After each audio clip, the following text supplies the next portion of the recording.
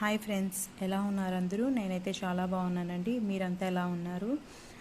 నేనైతే చాలా రోజుల తర్వాత, మ్యాక్సిమం 1 మంత్ తర్వాత నేనైతే వీడియో చేస్తున్నాను. ఎందుకంటే డిఎస్సి ఎగ్జామ్స్ వస్తున్నాయి కదా, మనం వీడియోస్ మీద కాన్సన్ట్రేట్ చేస్తే ఎలాగా అని చెప్పి నేనైతే అది కాకుండా పోస్ట్పోన్ అవుతుందా ఇన్ని క్వశ్చన్స్ మధ్య నేనైతే చాలా కన్ఫ్యూజన్గా ఉన్నాను.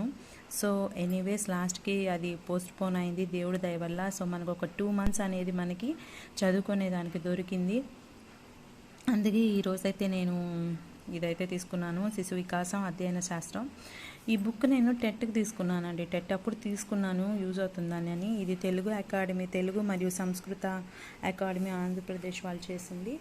సో అందుకని తీసుకున్నాను. ఈ బుక్స్ నేను తీసుకున్నవన్నీ మీకు ప్రీవియస్ వీడియోస్లో చూపించాను. సో అందరూ అడుగుతున్నారు, అసలు మేడం ఆ బుక్స్ ఎక్కడ దొరుకుతాయి అని. మాది నెల్లూరు అండి. నేను నెల్లూరులో ఇక్కడ విఆర్సీ దగ్గర బుక్ షాప్ ఉంటే నేనైతే అక్కడ తీసుకున్నాను. నాకు దొరికింది మీకు చూపించాను. అండ్ వీటి యొక్క కాస్ట్ కూడా చాలా తక్కువ ఉంటుందండి. చూడండి, దీని కాస్ట్ అయితే 150 రూపీసే. సో ఈ బుక్స్ ఎక్కడ దొరుకుతాయి అని చాలామంది ఆన్లైన్లో ఉంటే పంపించగలరా అంటే, సో నాకు అంత ఐడియా లేదు, అవన్నీ తెలియదండి. నేనైతే బుక్ షాప్లో తీసుకున్నాను. ఇంకా అందరూ ఎలా ప్రిపేర్ అవుతున్నారు, ముఖ్యంగా హౌస్ వైఫ్స్ ఎలా ప్రిపేర్ అవుతున్నారండి? నిజం చెప్తున్నాను, ఒక హౌస్ వైఫ్గా ఇద్దరు చిన్న పిల్లల్ని పెట్టుకొని అంటే ఎవరి సపోర్ట్ లేకుండా ఇంట్లో పనులు చేసుకుంటూ పిల్లల్ని చూసుకుంటూ చదవాలంటే చాలా ఇష్టం. అందులోనూ ఇయర్ బేబీని 1 ఇయర్ మా పాపకి. So 1 year last month 1 year నిండిందనమాట. సో ఒక చిన్న బేబీని పట్టుకొని అలాగే ఇంకొక 4 ఇయర్స్ బేబీని పెట్టుకొని చేసుకోవాలి అంటే చాలా కష్టం అన్నమాట.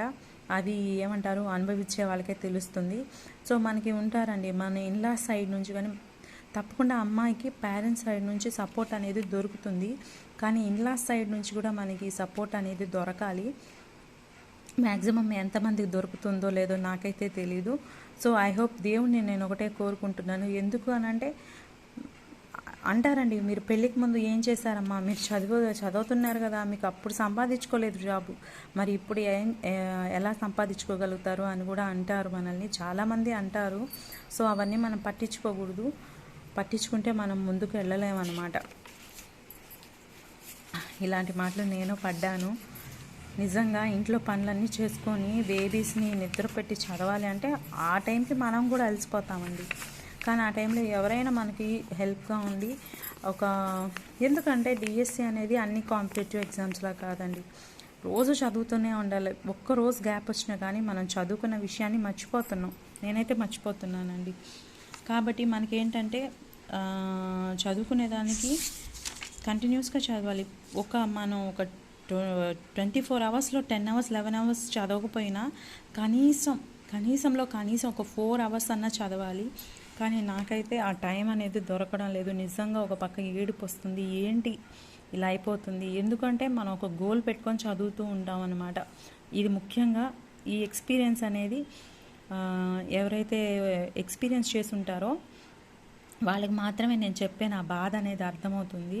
ఎందుకు అని అంటే, ఒక చదవాలని ఒక కృషి అంటే ఒక మైండ్లో ఒక గోల్ అనేది ఉంటుందండి.